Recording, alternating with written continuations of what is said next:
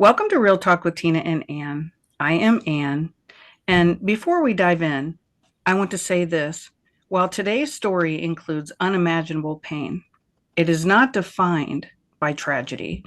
It is a story of resilience, of strength, born from suffering, and of a spirit that refused to break. Today's guest is Autumn Starr Canterbury, and I am honored to have you on today. Thank you so much for joining us. It's an honor to be here. I'm so excited to meet you guys. This might seem like an unusual place to begin, but I read your story and I have to start here because it stopped me in my tracks. I just want to say you were given away by your family with a horse. And let me just say this again, you were given away without any warning. And I can't even imagine where that sits with you. But that moment alone says so much about the rest of your story, your childhood, and the level of instability and heartbreak that you endured. And yet, all that you really longed for, all that you really wanted, is what most people would want, and that's love. To our listeners, this conversation will move you, challenge you, and remind you just how powerful the human spirit can be. Autumn, your story matters and you will be heard. Let's begin where it all started because I think this is one of the most important things. The loss of innocence is the hardest place. A lifetime of hardship is awful. But I think that there's a place where innocence is lost. And in that very moment is where this story begins. And you wrote me the words, before the storms of life raged, before the battles of survival became my reality, there was a time of innocence. My childhood held glimpses of freedom, moments of untamed joy, yet lurking beneath the surface was the inevitable struggle that would shape me into who I am today. That moment when the life you knew was ripped from you and is forever etched in your soul as that last time that you felt safe. Can you tell me more about before and that moment that divided time for you? Yeah, that moment in time that really divided me, I was 10 years old, Okay. and it was my mother's death. Um, she had fallen off of a horse and she crushed her skull. I have witnessed the accident, and that moment is really what started to diverse me away from kind of, I would say, reality of fun and childhood, glamour, excitement, things that kept me, as a child, that went away at 10 years old. Okay. So I just want to tell you, my dad died when I was 11, not in a way that was as graphic as that, but it was in a moment of time where things were really great for me, just like what you were talking about. You were living on a buffalo ranch and things seemed pretty wonderful at that time. It sounded like. And then in an instant, your entire life changes. So maybe you could talk more about what it was kind of like right before and right when everything changed for you. Yeah, totally. So, my parents, when I first was born, they started off working at a buffalo ranch in Colorado, and they worked for the ambassador of Austria. And it was really a wonderful home. We had order, we had organization. That's where I first started going to school at 5 years old. My mom and dad were together, and everything seemed to be really put in place. Well, from what I did not understand, my dad was what I call a silent alcoholic. I had no idea that he was a drinker, and Oh, my mom and my dad, they argued a lot, they fought a lot, and then my dad had ended up leaving The Buffalo Ranch had a really bad accident, and several of the buffalo got killed on the highway from a snowstorm. And in through that process, my parents had to leave the buffalo ranch, and they were transferred to a cattle ranch a couple miles from there. So they worked on the cattle ranch, but the fighting continued. It kind of magnified. And I was around 6 years old when that all occurred. Okay. Well, father had left the cattle ranch, leaving my mom at this place alone to take care of the Mm. place. I don't know where he went. He just up and disappeared. And then my mom had met this other man, and he started to come help, but he was a horrible alcoholic, drinking with my mom. And on Christmas Eve, he attempted to try to kill her. And so we Oh, ran away wow. from that. And my mom left me with my aunt and my uncle, her mother, and we stayed there while she went. And she ended up going to New Mexico to find my father. And my father was working at the racetracks in Albuquerque, New Mexico, and he was a farrier working there. My mom jumped in to help. And during that process, my mom was going to rehab. I didn't know my father was an alcoholic. And it was actually the day that we brought her home from rehab, she jumped on her horse at the ranch we were living, and Oh, she wow. took 3 runs around the track, and the horse tripped and she flew and hit Oh, the starting gates. oh So my. there was a lot of action going on before that. I learned how to survive back and forth with, the adversity of where's dad? Now all of a sudden we're not together anymore. Now all of a sudden I'm not running around the barn chasing the wild cats and the feeding the buffalo with Oh, your father. And so it right. went from up and down. Right. Yeah. You had made a comment that the moment that you took your first breath, adversity stood at your doorstep, ready to test your spirit. It sounds like that you had a lot going on from the very beginning. Like you just always were having to adjust and pivot and figure it out, even though you were so small. Correct. Yes, I did. So when your mother went back to your dad, you said there was some drinking and you really didn't even know that. But you said that the drinking became the bitter lullaby that rocked you through the sleepless nights of uncertainty. What did that mean? So what that means is my mother became an habitual alcoholic herself. Okay. And my father, I was unaware of it, that he was, going behind the barns and drinking. But my mother, she was drinking constantly. We lived anywhere there was alcohol, basically.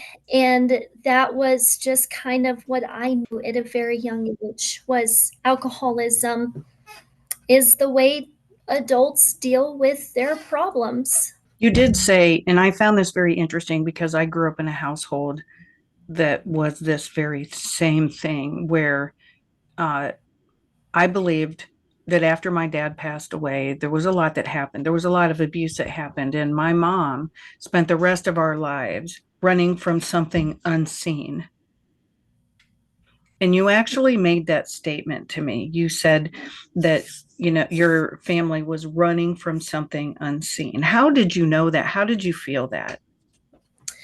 Well, I kind of knew a little bit in the back of my mind as a young child, because in the beginning of the Buffalo Ranch, we got on the school bus, we went to school, we had stability, we had structure, we had order, we had meals, we prayed at the dinner table, we did a lot of things Oh, together in okay. that short time of childhood. And it seemed to me, as a child, you're wondering, well, why can't I go play sports with the other kids. Why are my parents arguing all the time, but yet that family over there looks so well put together. Okay. So you were aware. Okay. Yeah, so the unseen, like chasing the unseen, to me, in a way, I look at it as, because my parents were very talented, but they were never satisfied. And so they were always going Ooh. somewhere thinking something was better. Oh, wow. Okay. Yeah, That is really sad. And trying to be satisfied, to live right where you are, to be present where you are, to be happy right where you are is where, I think that that's the most beautiful place to be. And it's really sad when people are really searching. They're constantly searching for something, even though happiness is right in front of them. right. It is. Yeah. And when you're young, your mind thinks of the little things that become big important things. We always go back to those little moments of being home and just having a meal together as a family means a lot. So I Yes. was definitely aware of those structures, but I Yeah. knew I was out of control of having them. Yeah. You said also a child burdened with grief is too heavy to bear. That to me is where I lived. I would say the majority of my life after I was 11 years old when my dad passed away. A child that feels such heavy grief for years.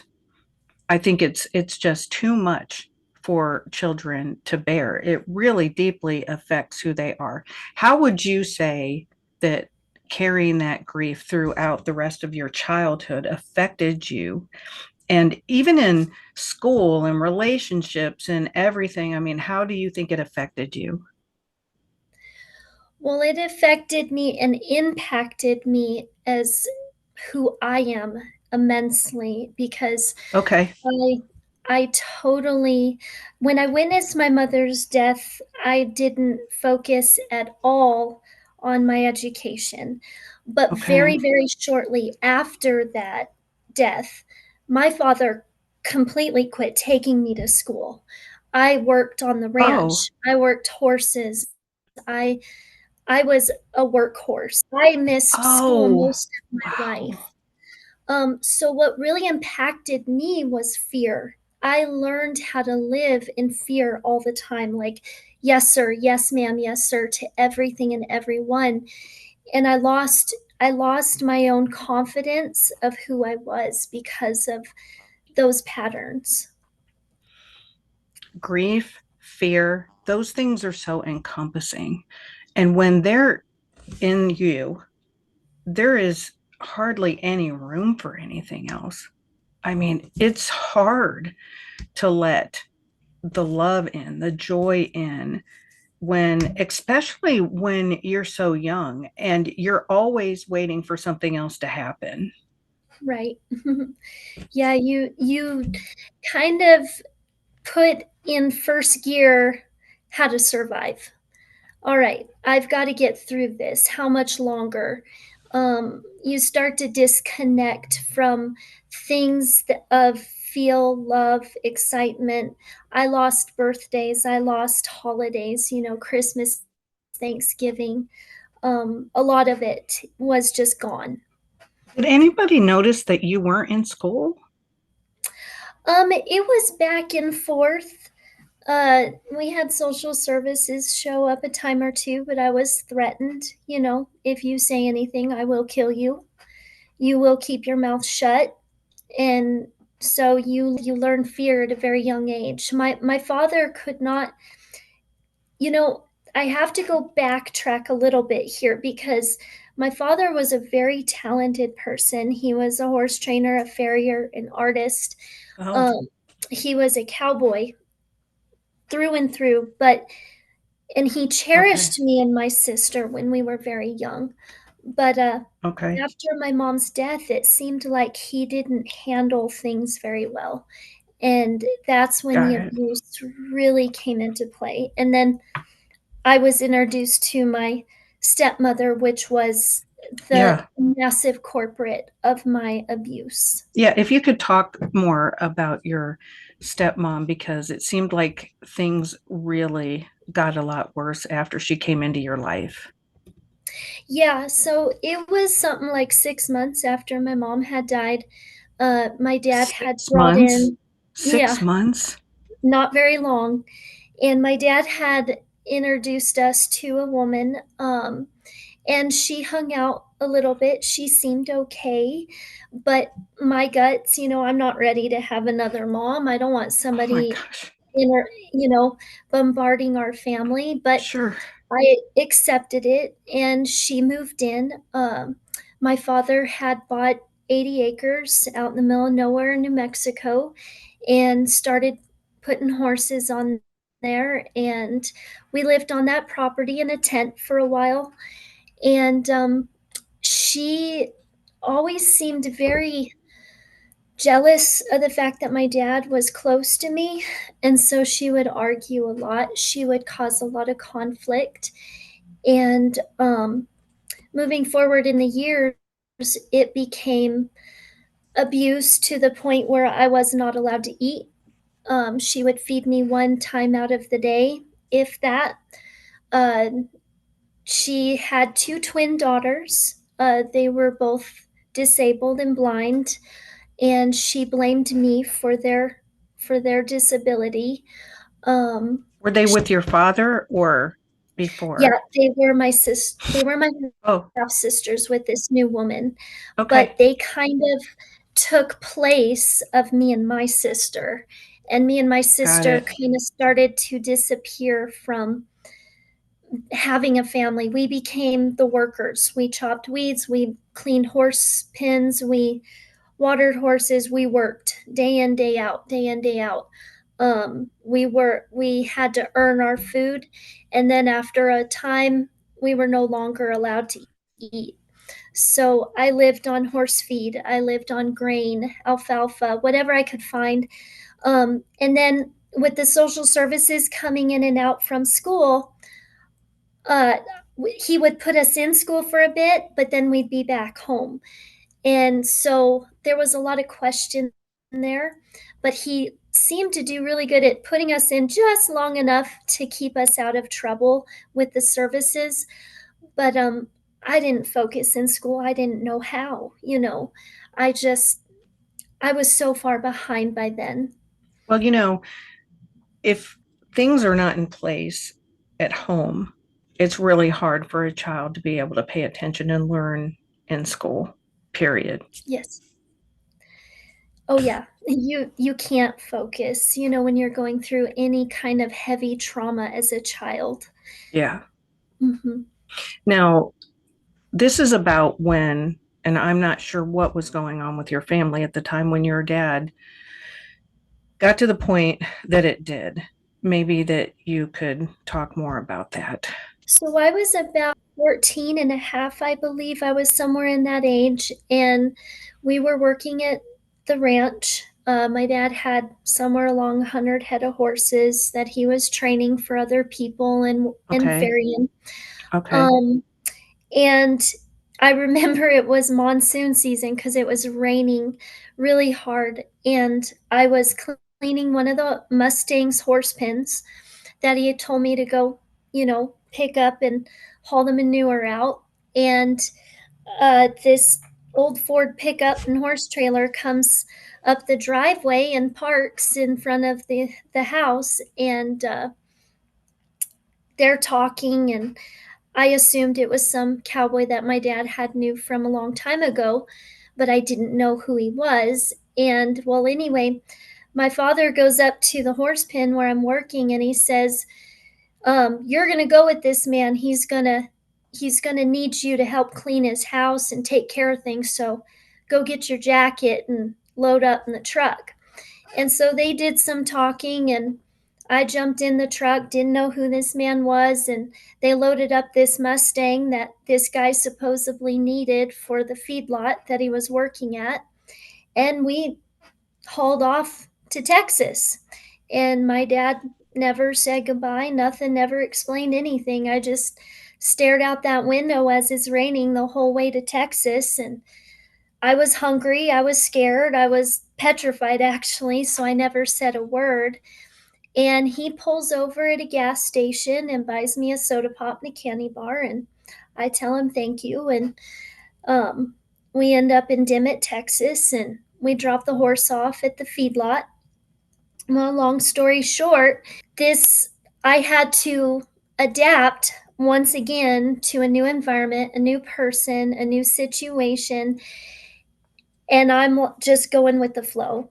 I'm 14 and a half, somewhere in there, and I'm not in school. I have no education, but I'm just kind of roaming and hanging out, cleaning this house. Well, it turned out where some other cowboy and his wife knew this cowboy I'm living with, and we go to have dinner with them and stuff, and they start telling me, "Are you doing all right, Autumn?" And I'm like, "Yeah, I'm doing just fine." And they said, "Well, we're worried about you, hun, because he's going around work saying that you're his girlfriend." And so I got a little nervous, but my instincts kick in and I pay attention and I kind of go with the flow because I got no other choice. And time progresses and he starts to flirt and then he starts to touch me a lot more. And so I immediately knew the warning signs and I ran to the friend's house that had informed me of this, and I told him what he had was about ready to do, and they immediately, took me to the sheriff's office to get me out of that situation. But the situation was going back to my dad and my stepmom.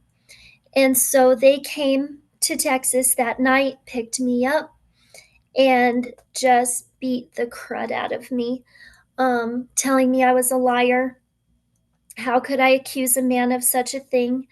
I had just started, developing and had my first menstrual cycle, and I developed an infection, and my father kicked all of the antibiotics that the doctors had given me out the window, and he said, "You're a liar and you will be punished for what you have done." And that's when the beatings got worse, the meals got way less, and I was placed on a cinder block in the backyard for 3 months for punishment. And everything that I owned, my mother's belongings and everything, were burnt to the ground. And I slept in a floor with nothing but a blanket, that was it on the floor. And then I was out every morning before the sun came up, sitting on this block. And then every night, it just depended, 11, 2 o'clock in the morning, in my room to sleep and then back out. And I got to the point where I was so angry, I would steal food. I just didn't care. I was hungry. I had to survive. And I sat there on the center block one evening, and my father had said, "We're going to take you somewhere where you can get some help." And it was about 2 hours after he had informed me of that. And he drove me all the way to Albuquerque, New Mexico, and dropped me off at a homeless shelter. And I have never seen him since. Really? Yes. Have you heard anything about him or anything like how Yeah, he's doing? I've heard it. I've heard in and out. He's somewhere working at railroads. He's still bouncing and still trying to chase whatever is unknown or unseen. I don't know if he's any longer with my evil stepmom. Um, I I do know that one of my twin half sisters had passed away at age 19. Um, Oh, and I do not know where the other one is or what she's doing, but yeah. so you never got the chance to ask your dad what the heck? No. Why did you give me away?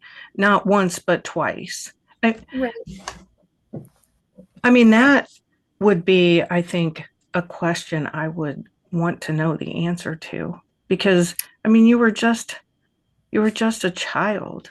I, Yes, I have been curious, I have wanted to know why, but at the same time I've had to move forward and right. find that's, where the silent gift, my book, comes into play is I've had to walk by faith my whole life and believe in that.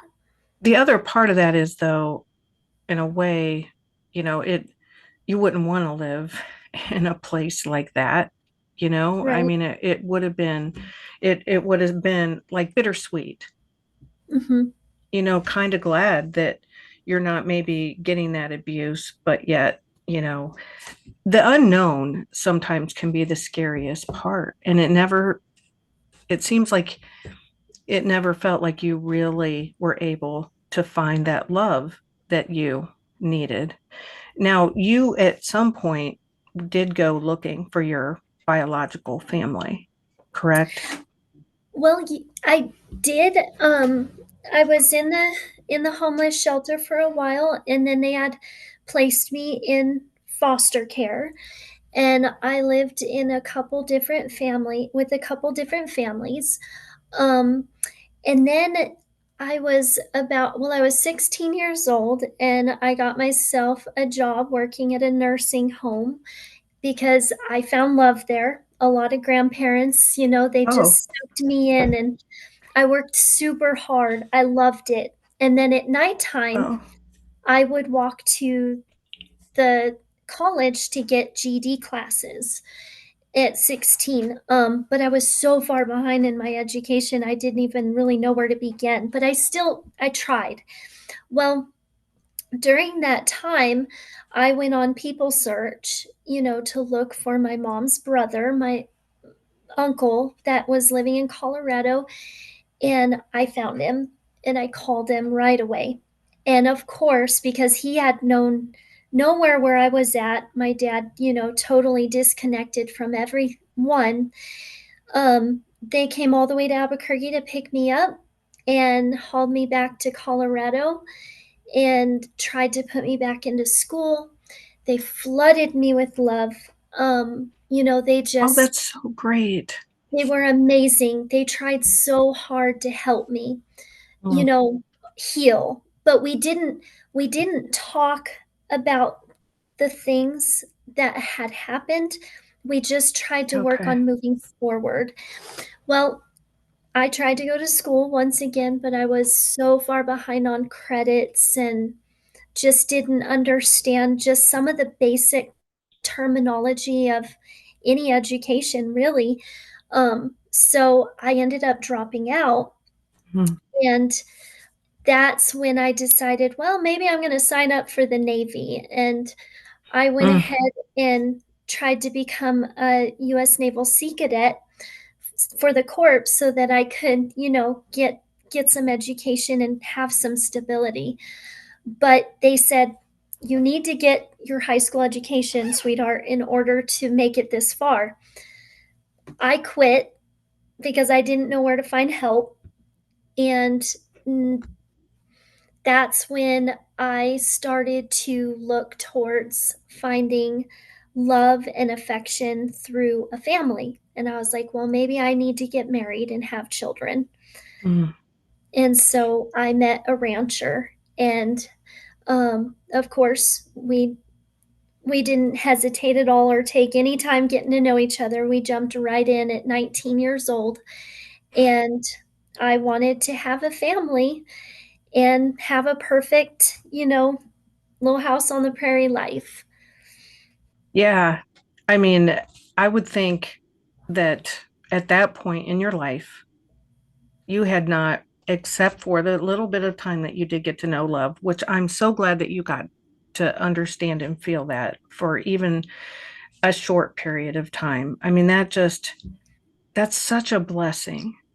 I didn't Oh, it is. realize that you actually had experienced that. Could you tell me a little bit more about the foster care system and how that went for you? I mean, were you in more than one home? Were you in different ones? I mean, how was that? So I was in two, Okay. and I lived with the most beautiful African American family. They took me in, they hauled me to church. We did activities together. My foster mom had four children. They were all boys. We played basketball together. I went from in the shelter trying to fight and survive because there were like gangsters in there and they'd beat you up, to living with a Black family, learning their ways. And it was so wonderful. But something happened there, and I had to be moved into a different foster home. It was due to my father. Okay. He was forging money that we were still living with him for the Social Security money of my mother. And so he had threatened the family, and they had to place me in a different home. Wow. And then I lived with another lady, and she was wonderful. She was so passionate and loving and caring. So I had that as well again. But she had a lot of turmoil in her home. And her husband later on ended up committing suicide. So there was a lot of family turmoil there. And that was kind of my moment when I did people search to find my family. I was like, I've got to find somebody in my family that would take me back. Hmm. Now, you mentioned that you actually had to get to the point to learn to physically fight. What was going on?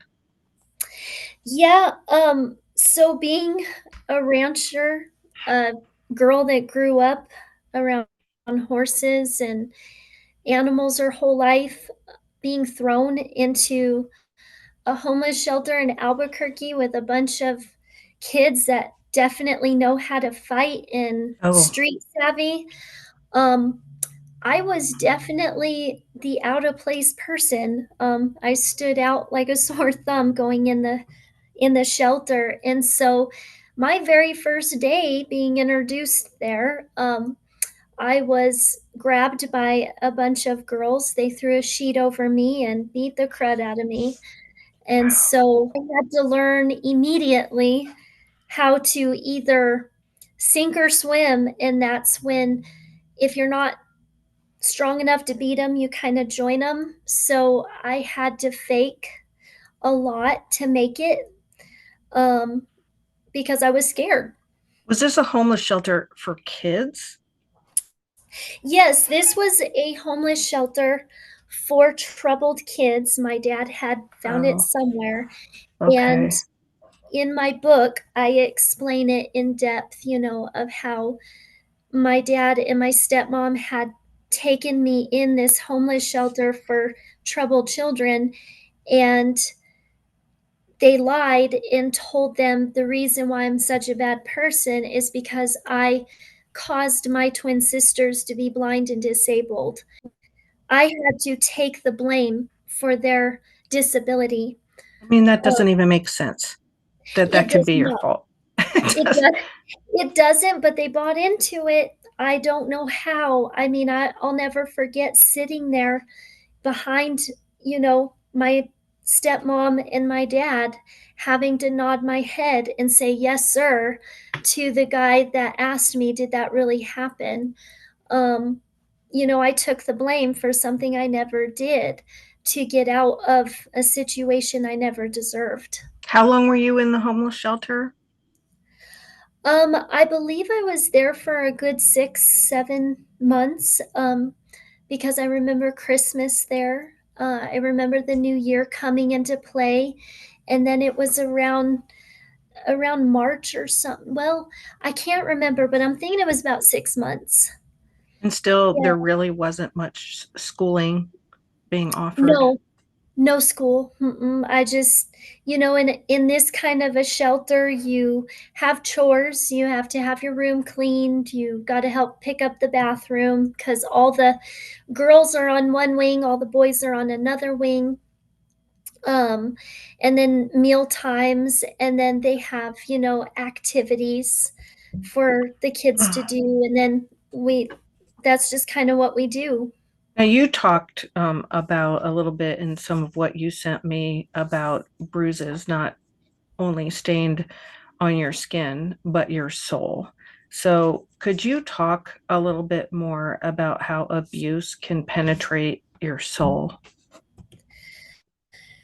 Abuse can penetrate your soul the way I look at it by you're in so much physical and emotional pain that you forget anything that is enjoyable. You're just on a daily basis going to sleep, finding something to find a reason to sleep, and then finding a reason to want to get up.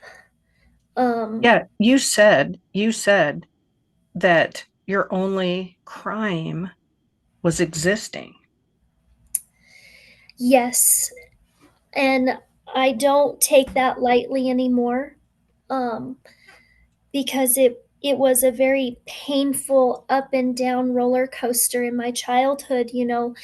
With my stepmother's abuse, she didn't just physically beat me, but she refused to feed me, love me, nurture me, let me be a part of anything in life that was enjoyable.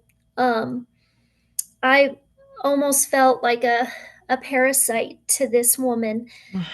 And she called me horrible names on a daily basis. And it took me to such a deep place at such a young age that I thought if I die, I can be with my mom. I can be with my real mom. Mhm. And deep down, I Wow. knew, Oh, gosh. That's so sad. but deep down, I knew my mom wouldn't want me to do that. I don't want to Okay. do that. Right. I want to live. I want to overcome. And that's when I was very young. I was about 12 years old when I learned I will take every aspect of this and I will turn it as fuel to get through this. I will not fail. And I still to this day, because I'm human, I still have up and downs. I'm not ever going to be 100%, but each day I have a pitfall. I tell myself, I will use this as fuel. I will not give up. I will overcome. I cannot quit. That is absolutely amazing.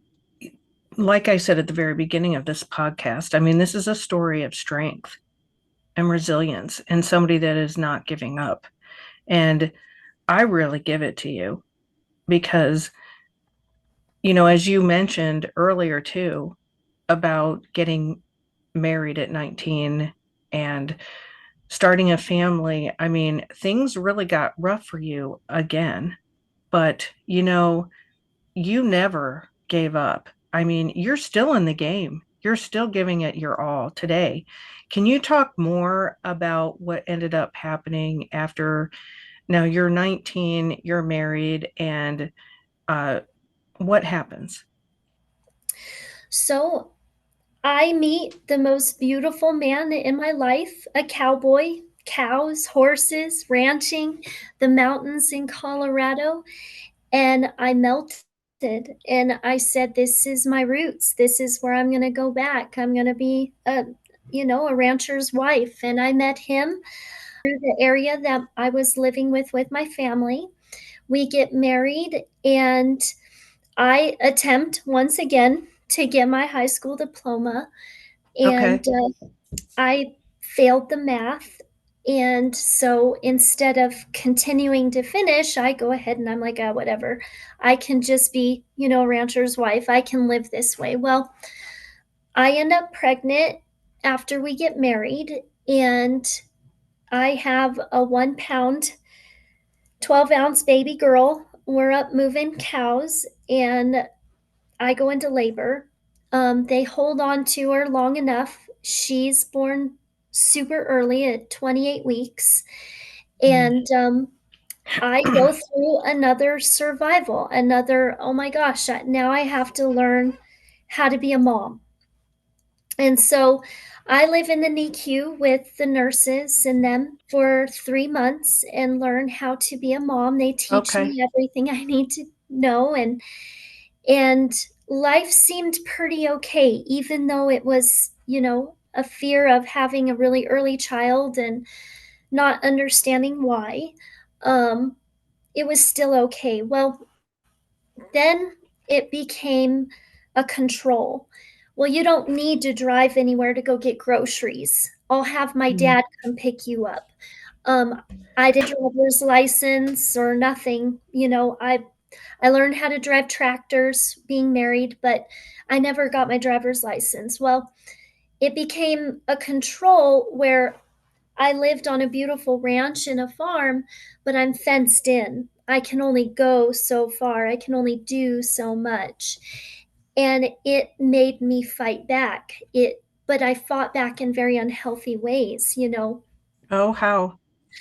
fighting with my fist, breaking things, having horrible temper tantrums Okay. and just losing control of trying to hold on to things. Well, I did the back and forth thing in my marriage. I would run away, come back, because that's kind of what I learned as a young child.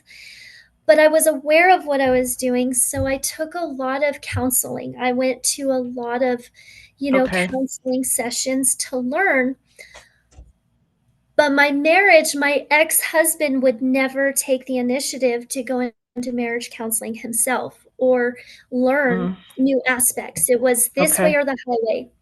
Well, Okay. then my father-in-law started to prey on me because of my, solitude of a lifestyle, and hit on me and say sexual things. And I would go to my husband and I would say, "You have to do something."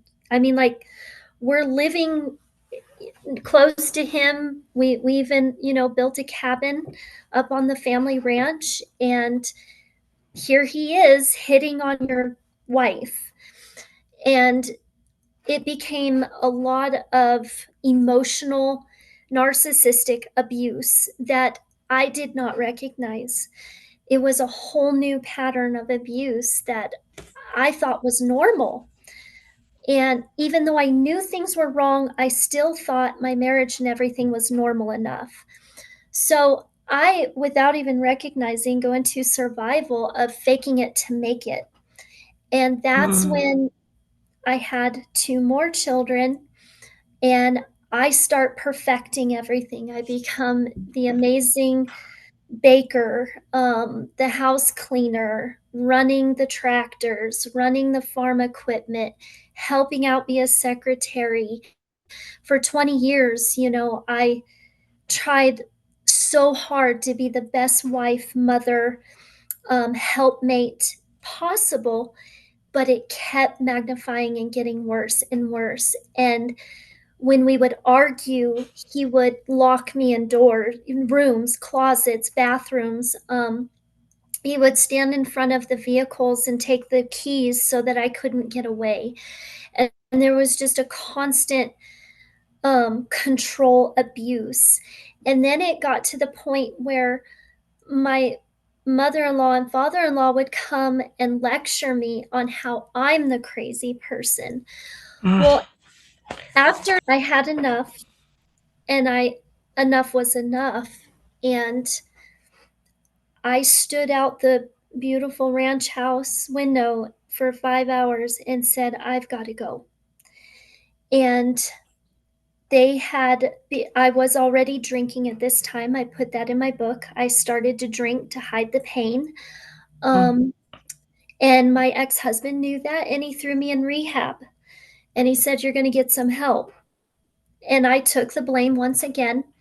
But during that moment, he hired an attorney, he filed divorce, and he ripped the kids out of my life for about 3 months.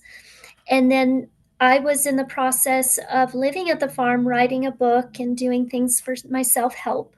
in my self-healing, and him and his mother had taken my book to the attorney and said, she's crazy, here's all the reasons why, and they used it against me, um, to prove that I was an unfit mother.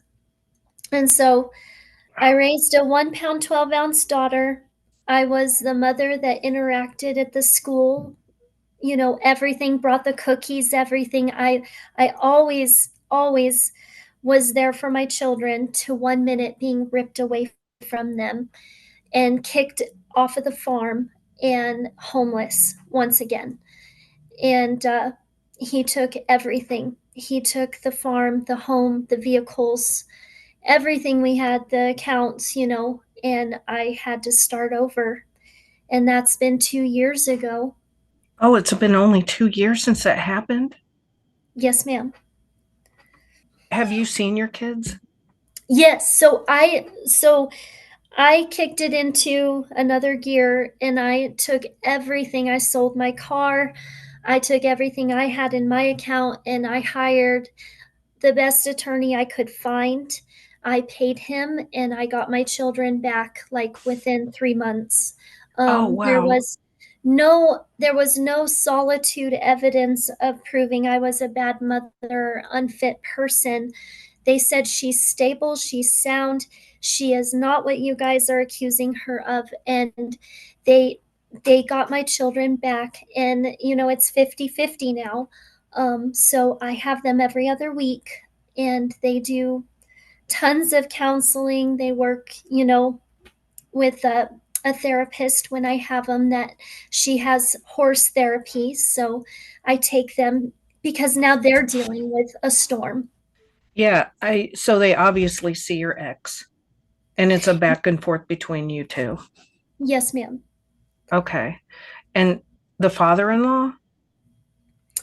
Well, he's out of the picture on my side. I pray that my children are not around that.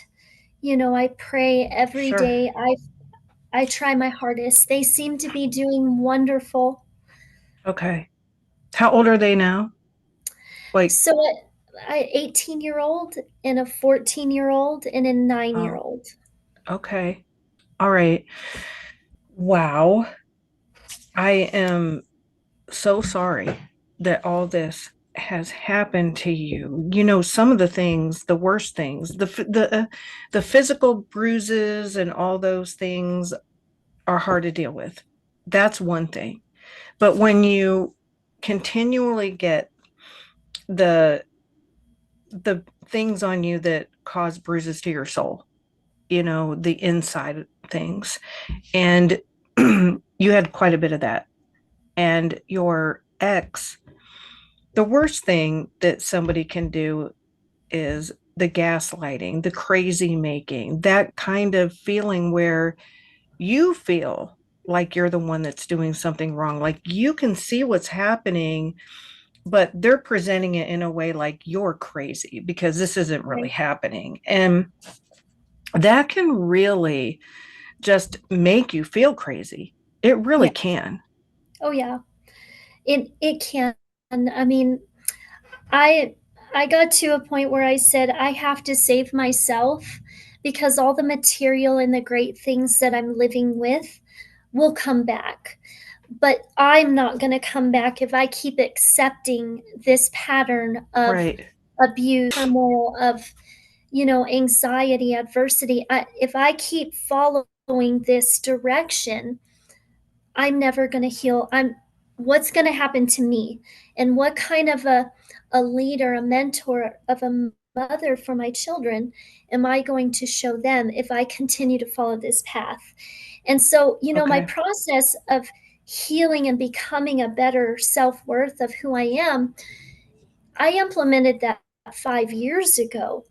But it was crazy how, when I started to sign up for being a speaker, writing a book, and doing these things, the people that I thought were beside me all of the sudden became my enemies and tried all they could to make sure I didn't succeed. They had something to say Wow. about everything. And Wow. so, once again, I'm using that as fuel to say, no, I'm better than this. I can do this. And so that's when I kind of started writing my book, was to help myself. Right. It was a self-healing um, deal. I saw the self-authoring deal and I said, I'm going to just try this on my own. I'm going to start self-authoring, just kind of see how I can fix myself and get better. Um, and that's when a lot of the people that did have problems were angry at me because I was getting better. Sure. Well, they say that everybody in those situations is sick. And Yeah. so when one person's getting better, the rest need to get better too. And everybody needs to work together. And, when people are trying to define you and keep you at this point in your life, but you have really worked on yourself, you're a different person. There's a lot of recovery that's gone on in your life and counseling and things. And you, people sometimes like to keep people sick. And I'm not really sure, except that it benefits them. And it has really, I've come a long way in my life, in my journey, because I've not allowed other people to define me, period. You're just not Mhm. going to do that. One of the things that you said that you felt that love could be earned if you were good enough. Yeah, I did.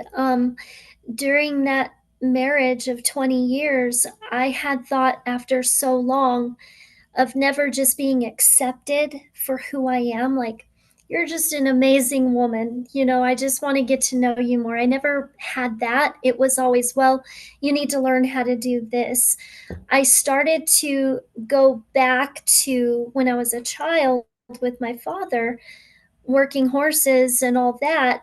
If I work hard enough, he might be proud of me.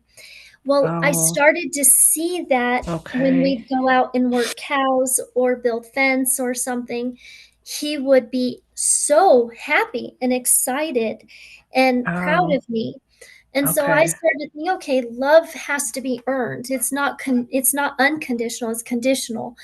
And so that's how I kept going. Was I was like, okay, he's proud of me because I'm helping him today. Oh, now he's taking things away from me. I must have not worked hard enough. And so it was this constant back and forth mental game with me, to the point my instincts knew, no, this ain't right. This is not love. This is, no matter how hard I try, this is not reality. Autumn, you've got to wake up, shake up, and get out. Mhm. And I did. Yeah. At one point in your life, I mean, this is when they were younger, I think, but you worked really hard for them, your life to become and appear as if everything was perfect. And you had like this little house on the prairie type of life. And I think, I mean, you could tell me, did it mean a lot for you to present in that way? It did, because I was seeking validation so much. I just wanted love, acceptance, validation. Um, I watch all the, beautiful ranchers' wives drive nice vehicles in our little community, and their children were on top of it. And I just wanted normal. Uh, what is Okay. normal, though? And Right. and to me, I Right. thought that's what I had to have in order to be satisfied. So that was, what I went through.